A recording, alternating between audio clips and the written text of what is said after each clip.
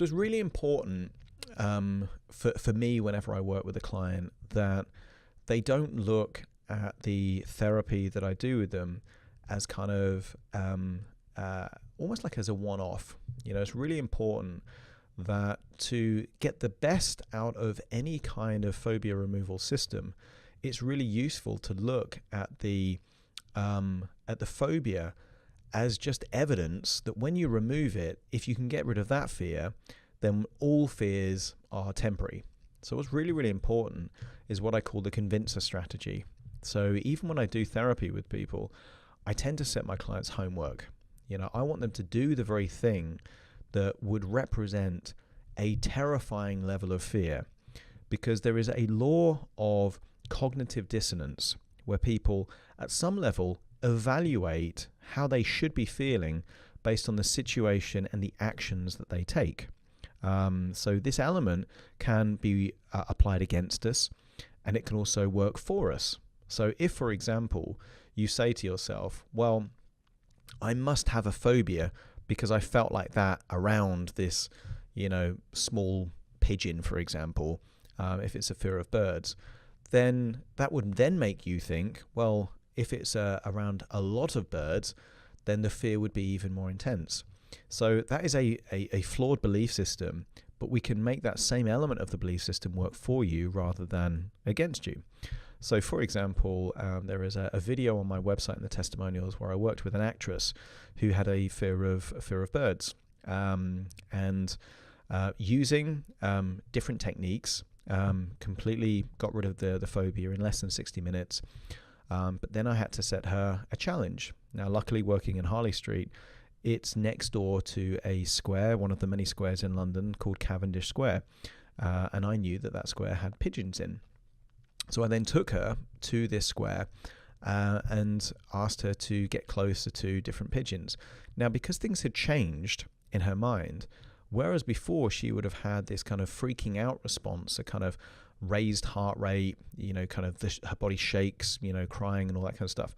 Because she was able to be around birds and not have that reaction, then it meant that she had evidence that she was over her fear. Okay, and that's an important bit. So for me, I want people to do something to prove to themselves that the fear is gone and that they are a different person. And ideally, that will be something that you do publicly. Okay, there was a client of mine, for example, that had a fear of being on public transport. He had a couple of panic attacks on public transport, and was avoiding going on the London Underground. Now, by setting him, by doing the kind of techniques that I've already talked about, we massively reduced the level of anxiety. So he could think about being on the London Underground. He could think about times that he was on the London Underground in a different way to make him feel more resourceful. But I set him a challenge, or actually we worked together to come up with the kind of challenge that would enable him to break through his fear for good. So this is basically strategic goal setting, but it is also something called pseudo-orientation in time.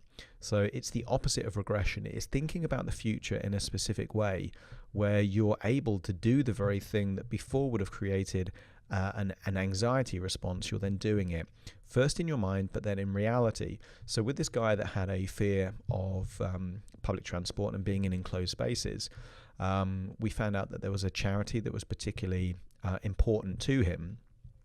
And knowing what I know about the biology, the actual kind of what happens in the brain when someone experiences anxiety or panic, I knew that adrenaline pretty much runs out after about 20 minutes, 25 minutes.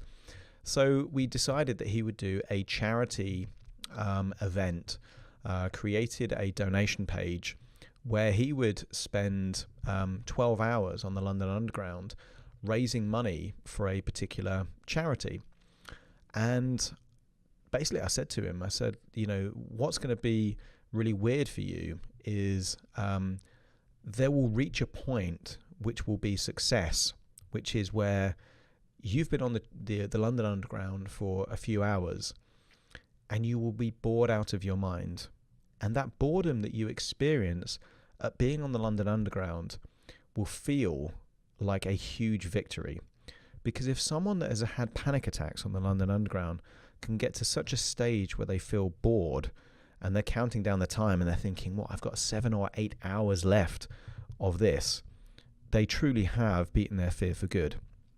So similar to that particular individual, this is about you thinking about the future, not just in a way that you will actually do something that defeats the fear for good, but also, absolutely crucially, you will think about what that future means, because by breaking through this fear, this phobia, you will then have evidence that you can break through any fear and any other form of anxiety that you have. And, certainly I can, from my own experience, categorically state that when fears are optional rather than perceived to be immovable, the world becomes a very exciting, opportunistic place. Suddenly, you're able to manage fears and reduce the fears that you don't want. You can still keep the fears that you do, but it becomes optional rather than obligatory. And the future becomes a very, very exciting place at the point where you have undeniable evidence that if you've beaten so many fears, then all fears are optional, and then you can essentially pursue whichever goal, whichever dream, whichever outcome that inspires you most.